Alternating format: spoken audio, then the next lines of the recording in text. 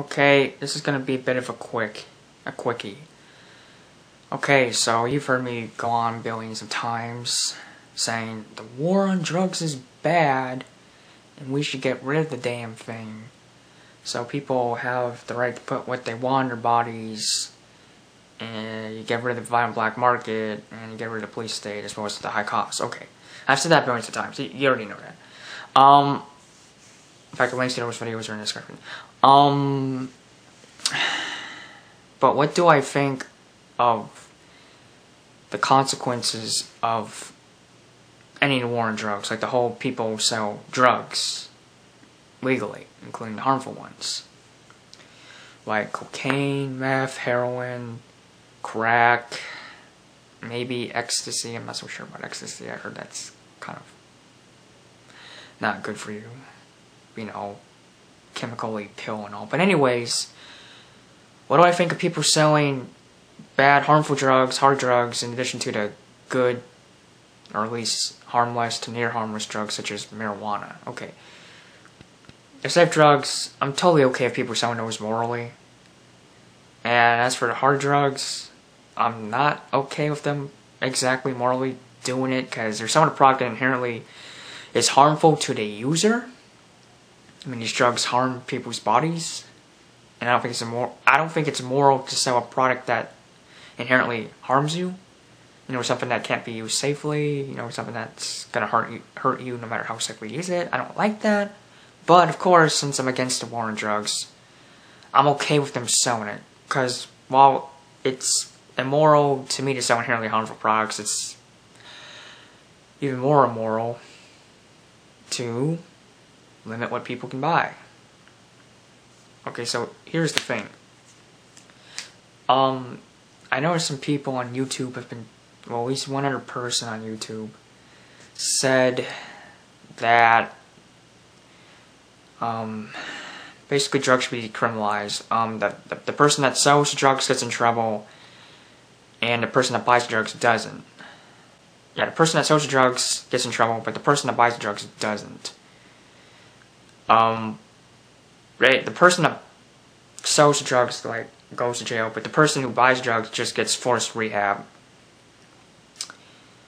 And shit, like, but here's the problem, and I even replied to him. The problem with that is, one, it doesn't make any sense. If it takes two to tango, if someone's buying, someone's selling, and vice versa. If one guy gets in trouble, then the other guy gets in trouble, or if one guy doesn't get in trouble, then the other guy shouldn't get in trouble, because they're both involved in the same thing. You can't have one guy get in trouble and the other guy not get in trouble if it's voluntary and both people are involved. That doesn't make any sense.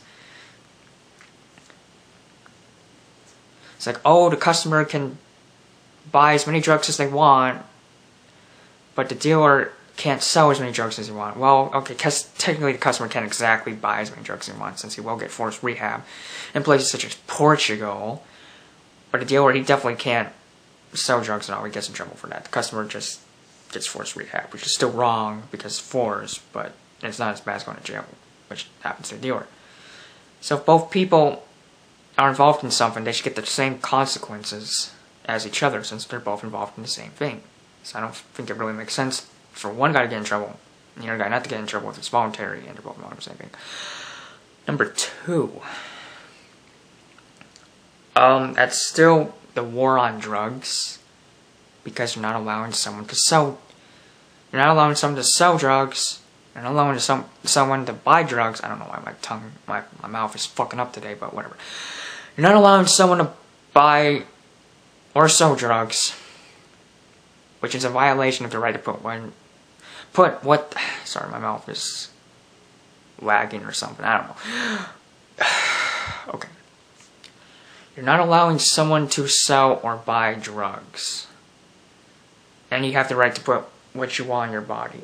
Well, that right to put what you want in your body encompasses the right for people to help you carry out that right. You know, like buying a gun. The right to own a gun. If you have the right to own a gun, which you most definitely do, then people have the right to buy and sell guns, because that would be an extension of that right. That'd be something, a piece of that right, some involved in that right, you know, some helping you carry out that right, whatever. Same with drugs. If you have the right to put what you want into your body, then you have the right to buy what you can put into your body, and thus also automatically have the right to sell what people can put into your body, because that's a part of that right. Being able to being able to have the means consensually to carry it out. Being able to have the means to consensually own a gun, you know, to carry it out by buying one, and being able to fulfill someone's right to own a gun by selling it to them. Same with drugs. And so you can't just limit people's right to put what they want in their body at the economic level. I mean, that's, if someone has the right to own something, they have a right to buy and sell it. It's involved in the right to own it. So yeah, there's that. Okay, I said it was being quickie, but yeah, now it's over 6 minutes. So yeah, you can buy inherently harmful stuff. I'd rather people sell stuff that isn't inherently harmful, that doesn't harm people, at least to, you know, such a degree of its use. But hey, people have the right to buy what they want, so I'm not gonna try and stop them. Other people will with, like, the government and shit, but I'm not gonna be a part of that.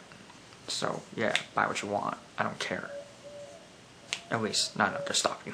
So yeah, that's what I think.